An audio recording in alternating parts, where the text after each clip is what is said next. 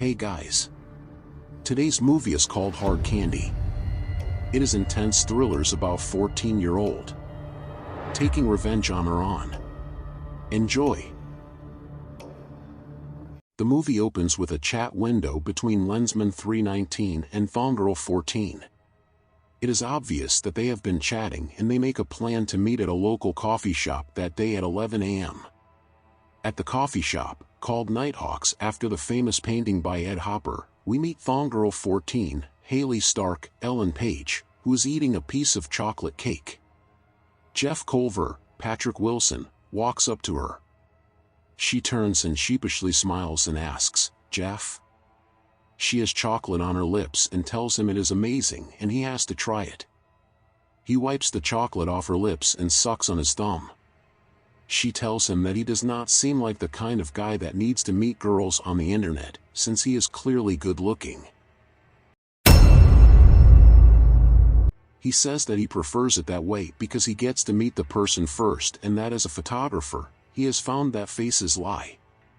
She asks if her face lies.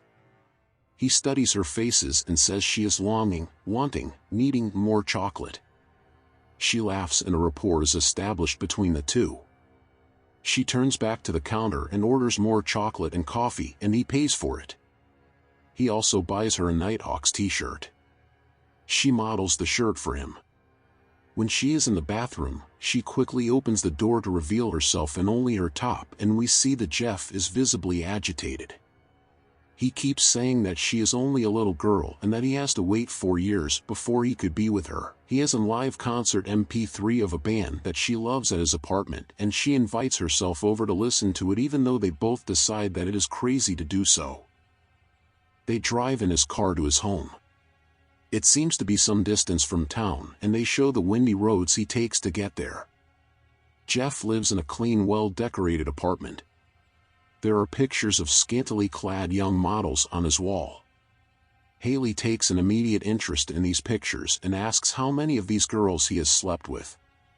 One in particular, Janelle, has the date March 19th on it and Jeff gets antsy when Haley takes it off the wall. He grabs it from her and puts it back. He gets her a drink while she is listening to the MP3 and she says she doesn't drink anything she hasn't mixed herself. She goes into the kitchen and mixes screwdrivers. When Jeff is slow in drinking, she insists that he keep pace with her. She asks to be photographed and plays music loudly and jumps on the couch. He is getting dizzy and weak and finally collapses. When Jeff wakes up, he is tied to a wheelchair and Haley has completely changed. The innocent shy girl we met in the beginning was just an act. She has come with a purpose. We learn that she drugged him and that she specifically chose this day to meet him because his neighbors were out and no one would hear him screaming. He accuses her of stalking him. She says that he has been stalking her. Haley has been chatting with him under many screen names online with different ages and he was only interested in the ones that were under 18. She accuses Jeff of being a pedophile and says she is going to search his house for clues. He denies it, saying he didn't do anything and that she invited herself and was the one being forward. She says that he is the adult and should know better. Haley searches the house and doesn't find anything. She thinks this is suspicious because men usually have some sort of porn around and he doesn't even have that. He does have records on his computer that pictures were downloaded, but the pictures are not there. She suspects that this is where the kiddie porn is. In the search, she finds a gun in a box under his bed. She takes out the gun and throws it on the bed. She finally finds a safe hidden in the middle of the room in a sort of coffee table with an inset that is filled with stones. Under the stones is the safe. She figures out the code of the safe as the March 19th on the picture of Janelle, whom Jeff is still madly in love with. His screen name also had 319. Her reaction to what she finds in the safe leads us to believe that is where Jeff has been hiding his kiddie porn, but of course, we never see it. There is also a picture of a girl in front of the Nighthawks. The picture is of Donna, the missing girl from the poster in Nighthawks. It is now clear that Jeff had something to do with Donna's disappearance. She leaves the room for some reason and he wheels himself to the bedroom and gets the gun. When he wheels back into the kitchen, she is waiting for him with saran wrap. She wraps his face until he passes out. When he comes to again, he is strapped to a wheelie table with his pants off and a bag of ice on his genitals. Haley is wearing a green surgeon smock. She announces that she will castrate him, goes into his studio and sets up his camera so he can watch it. He cries, but she says it is the only way. She begins to try to make a deal with him but then changes her mind.